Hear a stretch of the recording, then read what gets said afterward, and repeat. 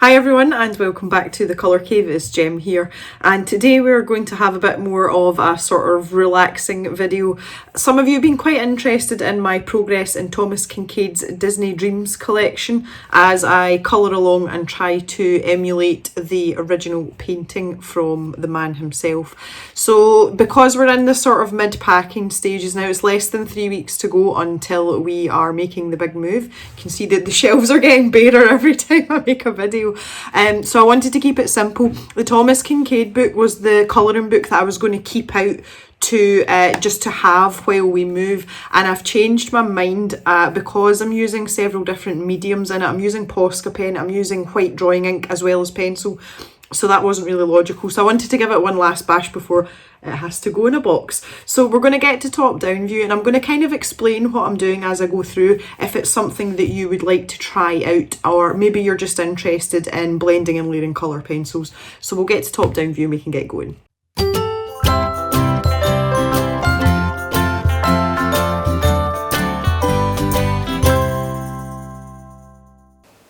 Okie dokie, so here we are. As you can see, progress is slow, and really what I want to do, if I just zoom in a little bit, what I'm trying to do is finish this bottom section I'm working my way over, and you can just see I've got quite a faint pencil line there, so that ideally that's what I'd like to get done, and there's no way, even in the sort of hour that this video is going to take, that we're going to get all this done. For those of you who've watched me colouring this before, it's a very, very slow, painstaking process, but it is totally worth it for the end result. So trying to achieve this sort of more painterly effect, I have already whited out some of my lines. If you're new here or you haven't seen the video on how I've done that, I will link it in the end card so you can go and check that out and maybe apply it to some of your own colouring pages too. So I think what we'll start with is this section of the rail track, or the minecart track down here, because I've kind of made a start and tested out a few colours. And the thing about doing this is that the main sort of key points are that you want to keep really light layers, because you're going to be using lots of different colours of pencils over the top of one another, and that's to achieve some of these sort of varying colour effects that you can see within each section, and literally take it section by section. In addition to that, this paper isn't the greatest for coloured pencil, and if you even press like a moderate pressure, you're actually going to flatten the tooth of the paper, and then you can't put anything else down on top of it, which is going to leave you with like really one-dimensional colour. So that's why this has taken so long. I started this picture last April, that's April of 2019, and granted it's not something I work on a regular basis, but it's taken a very long time. So my aim is to finish it by this coming April, and then I never want to colour another one of these ever again. Okay, enough chat, let's get on. If we just start off by taking a look at some of the colours that are involved down here, and I'm really looking at this square here.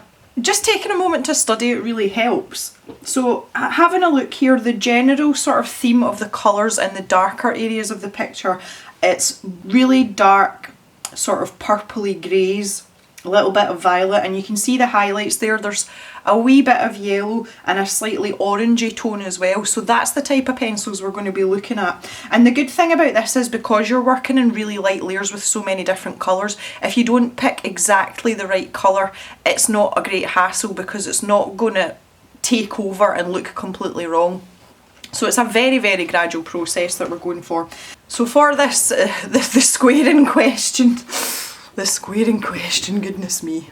Then we're looking at this sort of purpley colour and a selection of greys as well. Now there isn't really anything else apart from that. There's no highlight because that's a recessed part. So it's fairly simple and it's quite a good place to start. So I've picked out a few things. I'm working with Polychromos pencils for this picture, so that's what I'm going to stick to today. And I have picked out here a purple violet, and I've also got a selection of greys as well, and those are, I have one warm grey and I have a selection of cold greys as well. So you want to start with your lightest colour, and there's some stones in the reference image that actually sit up off the actual ground itself, and those are not present in this picture, and that's one of the inconsistencies that I've endured throughout this whole picture, and it's one thing I find quite frustrating because obviously I'm trying to get this as close to the reference image as possible. So we basically just want to make them up. So taking a closer look at those particular stones, we want to try and pick a pencil that matches quite clearly, and I think it's more of a cold colour, and it's not any of the ones I've picked out. Now again, if you're in any sort of doubt or you're unsure, pick the lighter shade and you can always darken it down. So I'm going to go with cold grey too, and I'm just going to put in some of these little stones, and they're not going to be exact, but it doesn't matter because we're just trying to capture the feel of what's going on. And I'm just going to put in some shapes, and again we want to use a light hand. We can build this up, but just putting that in to begin with, that lets us sort of map out what we're doing and where we're going to put in some shadows and things. So it's just random blobs, there's nothing scientific about this, and I'm just remembering to keep a light hand because, as I said, this paper isn't the most forgiving, shall we say. Okay, so that's all right. There are some patches, they look as if they're more uneven parts of the floor rather than actual stones that are sitting up, but I'm just going to use the same pencil even though they are darker. As I said, you can darken this down, so we'll pop those in and we can work away with that at our leisure. I'm a person that finds it easier to put the darkest parts in first. A lot of people work light to dark, so I've been kind of jumping between the two for this, just to sort of satisfy my own normal pattern but also to work with the picture as best I can. So there is some shading in spots down here, and then we've got the pebbles that are actually sitting up. So I'm going to take a dark grey, I'm going to take Payne's grey, and I'm just going to start to put in some of these shadows. So I'm just going to outline on one edge round these wee pebbles that we've put in, and again that just makes it easier on your eye to figure out where the rest of your colours are going to go, because you can clearly see the edge of what you've drawn in, because this grey is very pale, very pale. And there's kind of a shadow here as well, so just very lightly. And the thing about working in this sort of fashion is that whatever it is you're colouring, it will look awful for about 75% of the process. It really doesn't come together until, you know, you're putting on those last few layers of pencil. So just take your time, take it easy, and don't panic. It's all about building things up slowly. One of the things that I'm really enjoying about this book is having a reference image right beside you. It makes things a lot easier, and it's one of the reasons why I actually thought I would take on the idea of trying to copy the image as best I can. So I'm now going in with this purple. As I said, it's purple violet. And I just want a really light layer of this because it is a sort of dark bluey purple, but I want that purpley tinge to be apparent, you know, I want it to be a little bit visible. So I'm just working around my wee pebbles there, and I'll just put a wee layer of this down. I may go back in and put some more purple in, because sometimes once you put the greys over, it really sort of flattens it out and it's not that apparent. And now I'm going to take my grey, because we want to start to darken this down. We don't want it to blend in to this part of the track. So again, same thing. You can see I'm using the side of the pencil rather than the point here, and just manoeuvring my way around these wee pebbles. Now I'm going to take, I've got indigo as well, because it does have a sort of like bluey hint to it when you see it next to, you know, the bits of the track either side. So again, it's very subtle though, so a really light hand with this. But what this helps with is making these stones pop out, because we're using a darker colour next to them. It's giving us that contrast. So we're really just building up some base colour here. So you can see my wee pebbles are starting to pop out a little bit, which is nice. And now I want to just start building up this grey colour, and I'm going to start in at this dark part here. So I'm pressing slightly heavier but not much, and really start to sort of even out this colour a bit more. Now I want to add in a bit more purple because it is looking really grey even in comparison to this part that I've done up here. So again, just starting in at that dark section, and as you go layer by layer with these pencils, you will see that what you've drawn in with your pebbles, they just start to stand out more and more as you go along. So I'm going back to my Payne's grey now, and you can see that my shadows are starting to sort of blend in as we build up the depth of colour. So I just want to keep them a little bit sharper, You can see that's them starting to pop back out again. This one only has a very slight shadow, but this has got more of a cast shadow. Okay, and now I'm going to go back to my grey, so I'm back to my warm grey four, and I'm just kind of starting to bring these colours together. Okay, that's looking pretty good. It is still quite pale though, so I'm going back to my Payne's Grey, and especially here, this is quite a dark shadow on this side, so I'm actually going to take some black. I very rarely use black, but we just want that to be a bit deeper. Really get that idea that that is down, that is the floor, and that the rails are standing up off of that. So I'm just blending some Payne's Grey in with the black just to sort of soften it down, bring it out gradually. Now my stones are looking quite pale, so I'm going to go to that warm grey 4 again, and I'm just going to put it almost like accents on them. So we'll still leave a paler part, you know, there'll be like a highlight on them, and then we'll darken this down once more with the same grey. Again, avoiding our wee stones. Just really blend it in. Okay, I'm quite happy with that. Now you see, it's not a perfect match, it's nowhere near a perfect match, but the way that the colour's sitting on the paper and the way that the light's hitting is very similar.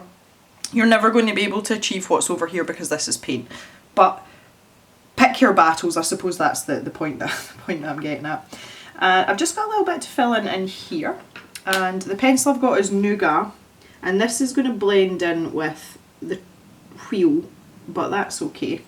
It's kind of a fiddly area, but there's also a tiny yellow highlight in there, so I'm just going to like pop that in. I say it doesn't really matter because it's in behind. Okay, so if we're thinking about this part along here now, we're looking at pale sort of beigey colours and a wee bit of orange and lots of yellow. So I'm going to stick down a really pale layer of the warm grey 2 to begin with, because that has almost a sort of beige cream tone in it. Let's see if I can find the pencil. So I'm going to pop that in all the way along this sleeper here. Now again, this dark bit carries along, so I might just pop that in while I'm here, just while I've got these pencils out. Again, if I feel like I need to darken this part down. The more contrast that you have between these sections, the more set in that part of the floor is going to look, and that's what we want, and that just helps it look as if it's a bit more three-dimensional. There we go. Okay, back to this part here now. So picking out an orangey tone, again, because you're going quite lightly, it's okay. So I'm going to use some burnt ochre, and I'm using sort of flicky motions because there is quite a lot of texture in this part. So again, I want that to be quite apparent.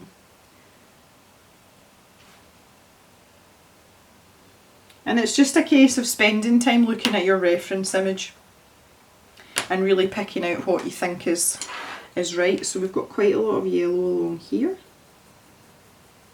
on this top edge, because that's where the light is reflecting, so we'll try and get some of that in. And then we've got a really bright yellow part here, so we'll just pop that in again just while we're here. There's quite a lot of yellow here. Let's just put it in, why not?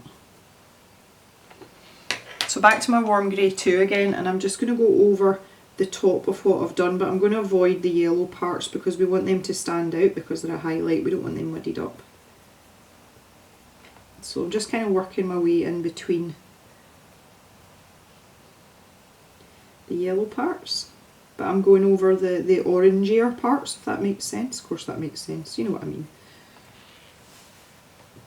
And there's a tiny little bit of brown in there as well, so I'm going to take my Nougat pencil for that, shading in there too. And on these upper parts, I'm just going to try and pop some of them in as well. Should really have treated that all as one separate thing. I'll put a bit of a point on my Payne's Grey. I don't want this other section blending in though, and this is where we have to be careful to make sure that they stand out from each other. You know, this little part just behind the main sleeper. There is the tiniest hint of purple down this bottom edge, and I think that we have to be very careful here. So super light hand, and I'm just going to pop a tiny bit of that in. And again, you can see how that ties together with the other parts of the track. Just that one little stroke is enough so that you know they're all made of the same wood and they're part of the same thing. And I think that's the part of this that makes these colourings come together, and it's so delicate, and you've really got to take your time when you're doing it. I do want a little bit more brown. I feel as if it's too cold, so I'm just going to pop some nougat in there as well. And then I'll just take my warm grey too again, and I'm just going to go back over everything. Again, I am avoiding the yellow areas because I don't want them muddied up too much. And then I can add in this nougat on the outside edge as well, because there is quite a lot of brown in that.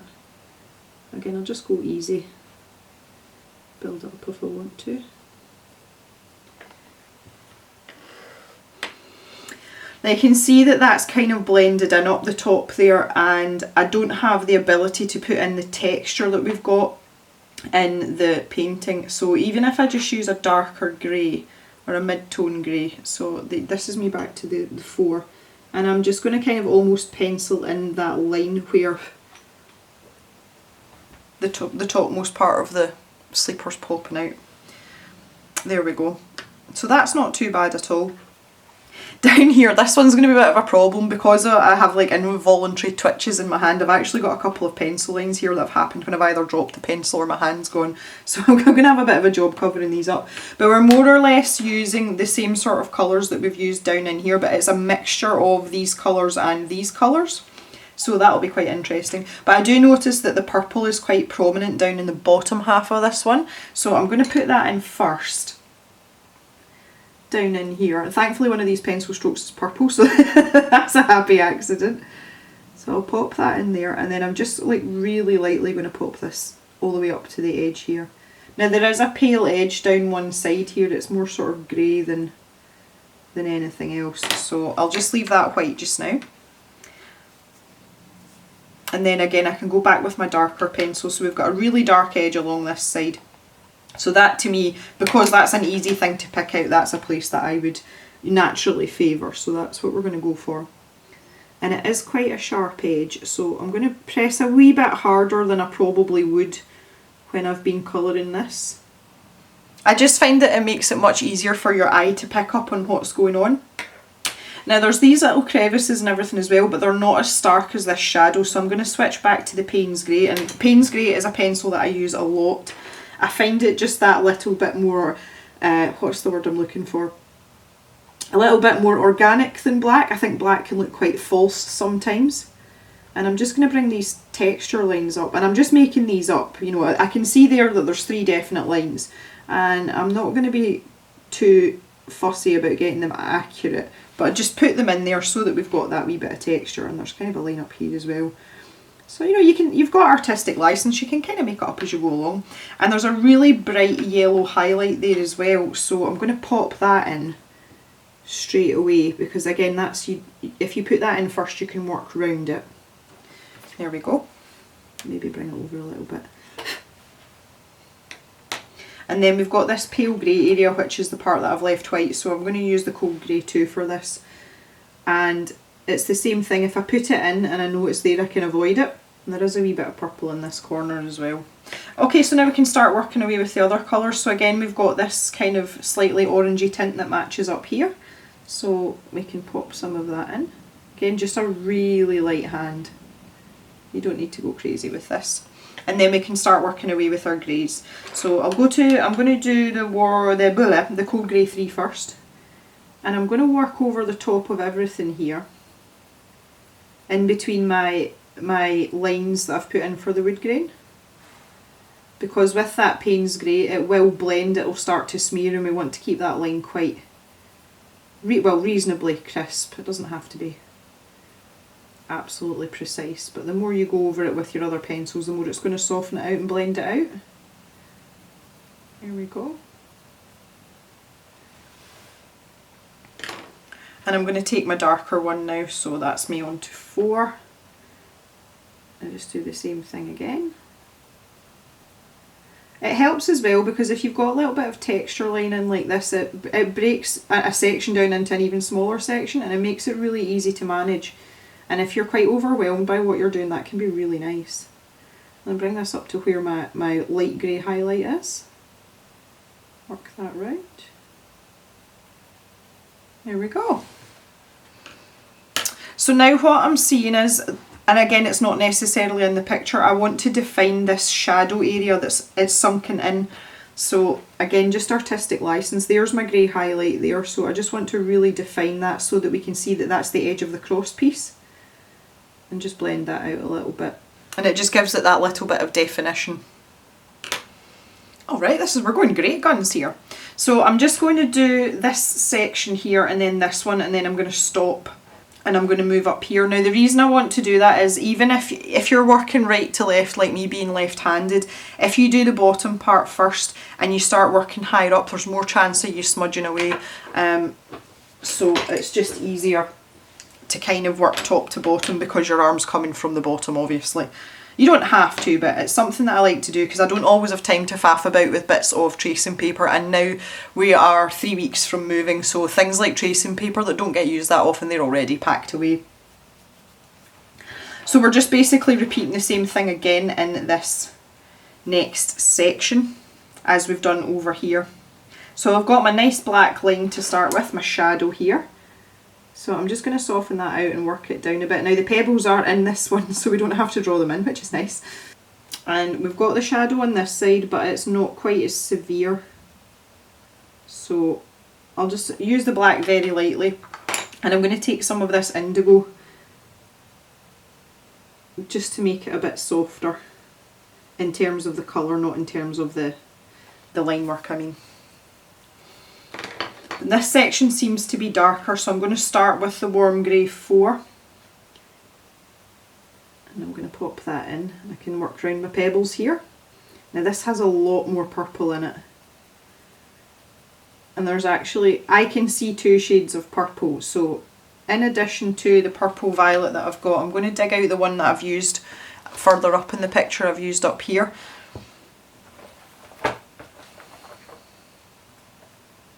Which is the Delft Blue, and it's really in this sort of area here, and in this lighter section I would say it's more this sort of cheerier, pinkier purple rather than a bluey purple. And I just want to warm this up a little bit, so I'm going back to the warm grey 2 and I'm going to stick a layer of that down. Now you can see I'm avoiding the pebbles completely here, and it's just because they're already drawn and I can work on them as a separate entity. Again, it's just about breaking things down into manageable sections. If you look at the bigger picture with this, it is so easy to get overwhelmed and want to give up and not want to do any more. And we don't want that, so make it easy on ourselves. I think I'll go another coat of this actually, another layer. The more I'm looking at this now, the more my tracks are kind of blending into what's going on, and they do look a bit flat and a bit uninteresting, and all I'm going to do is take my Nougat pencil and I am literally just going to go back over these here, and it's just to define them a bit more from the colours that are in between, because to me it's looking really samey, and regardless of whether it looks like the painting or not, I don't want that. It's not a nice aesthetic. So there we go, that one layer has made a difference. It may not be able to see it on camera, but it does look a wee bit warmer and it looks a bit more like wood, so I'm much happier with that. And I will note that for future reference when I come round to do this section here. I'll probably finish this part off camera at a later stage, but what I'll do is I'll note down the pencils that I've used here, so that gives me a guide, because the colour does change quite dramatically from in here. You can see there's quite a lot of purple, and we're into really sort of grey beige type colours round this side and ochre colours, so the pencils that we use here are going to be different to here, but we'll probably still use that pale warm grey 2 as a base, you know, to get us started. So it's important that you do note down those colours if you're not doing it all in one sitting. Obviously, because I've got boxes to pack and things, that's something I will have to write them down. It's a really good habit to get into as well anyway when you're colouring, especially if you're working on a more complicated piece. Okay, right, anyway, back to what we were doing. Oh dear, right, so I'm now going to take my indigo. Now you have to be careful with this indigo pencil because it is really dark. So again, just keep it nice and light. And then I'm going to go back to the grey again. So this is my warm grey 4. Put a wee bit more shadow in this corner. Again, this is artistic license, there isn't actually any more shadow in here, but I'm just wanting to put it in. Just to be awkward. And then soften that out a wee bit there. So the same thing with these stones, we can put in the shadow underneath. So you want a nice sharp pencil for that because it is quite defined. And don't be scared to sort of play about with the shadows a wee bit as well. Yeah, put in a few extra pencil lines, why not? Live dangerously. And again, just a layer of cold grey too to start with. And just cover that entire area. And then I'll take the 4 and I'll just put some contours in. Again, I'm not taking a huge amount of time over this, it's your stones. Hi Woo! Jack Russell's awake. I'm going to take a photo of Pip and Woo right now. I don't know where my phone is, dagnammit. They're just adorable. The puppy's in her Superman pose, so she's got her nose tucked under her front legs, but they're sticking out straight in front of her, and she's fast asleep. And Woo's just gone up on the cushion beside her. I'll stick that picture in for you now because it's quite cute. Anyway, back to what we were doing. Right, I want to blend out this purple a little bit more. It is a wee bit too purple. So if I take one of the paler greys, like the warm grey 3 here, and if I just work my way over it, and I'm kind of burnishing now because the paper's not going to take any more colour. It's just not going to take any more pencil. But that's just enough to sort of soften it out a bit. There we go, and that's given me quite a nice shadow down there, which isn't dissimilar to what's going on here. So I'm quite happy with that, and my track's looking a bit better now as well. So while we're here, we're going to work on these stones as well, and I do want to darken down this entire section, but I've deliberately left it because I want to put this wall section in first. This is all about contrast, and because they are quite similar colours, it's just like different depths of the same colour.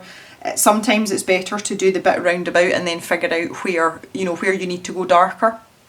So that's kind of the thinking behind that. So with this section, you can see that I haven't actually inked over any of these flowers and the sort of vines that are coming down, and the reason for that is I've been using Posca for those, and Posca will go over the black lines, so I want to get the uniformity of the stones in first, and then I can kind of like worry about the other part later, if that makes sense. So down in the bottom, in this sort of crease here, there's quite a lot of dark purpley blues again, so I'll probably be sticking with the indigo and the Delft blue.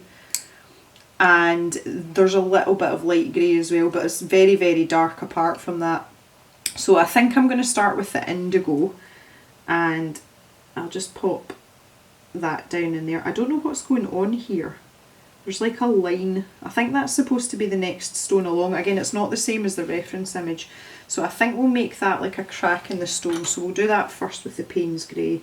I'll just pencil that back in, and I'll make it a bit more crooked to make it look like, you know, it's a gap in the stone. So then down in here, there's like a pink undertone here as well, which I'm just picking up, and it's pink here at the top, and it's obviously supposed to be the reflection of this stone, you know, this precious stone. Let's try. So I'm going to put the indigo in here. This little part here looks like a bit of greenery, and I usually do this a stone at a time. It's all very technical, you know. Just go one stone at a time. So we've got this spade here as well.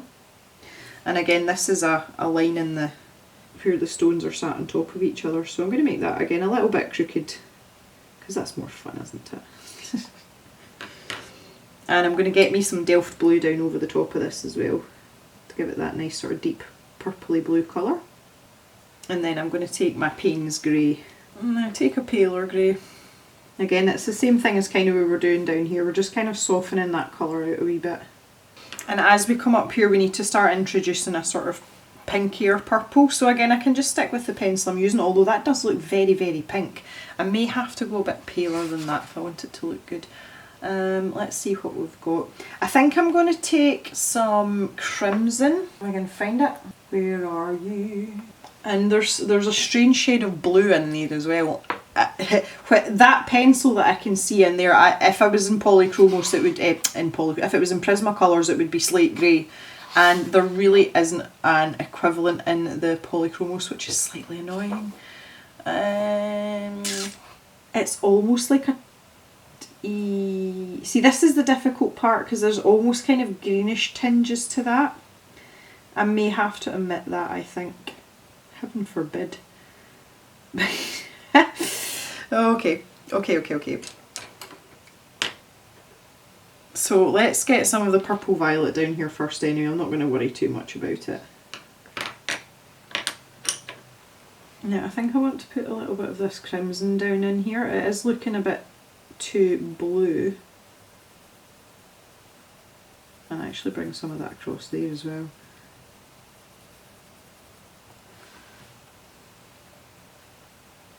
Okay, so we can start working away with this now. So I'm going to go back to my greys. I've got my cold grey 4, and there's almost like a line that comes down here. And this has got a more of a sort of bluish tint to it in this corner.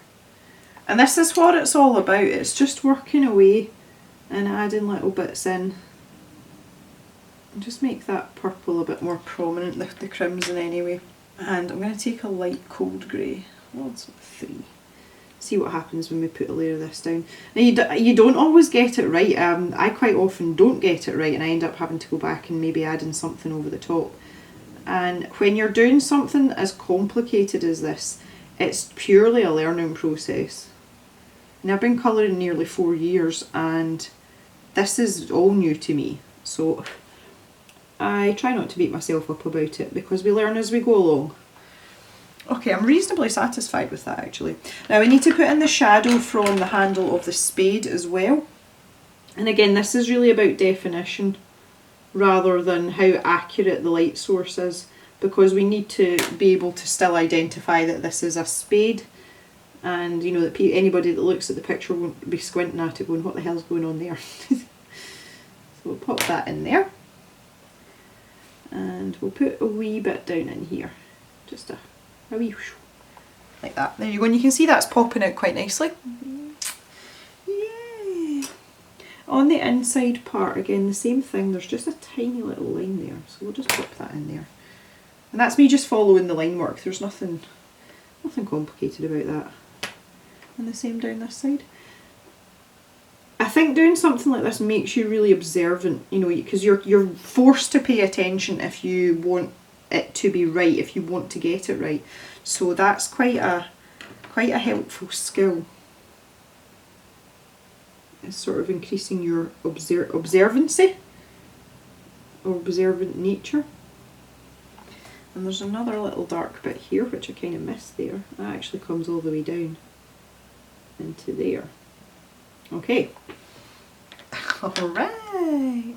So this top part of this face of the stone, not this face, it's kind of the same colour, so we can just do the same thing again up here. So I'm going to start with the crimson again. The crimson is much more pronounced here, so I'm going to take a bit more care laying it down.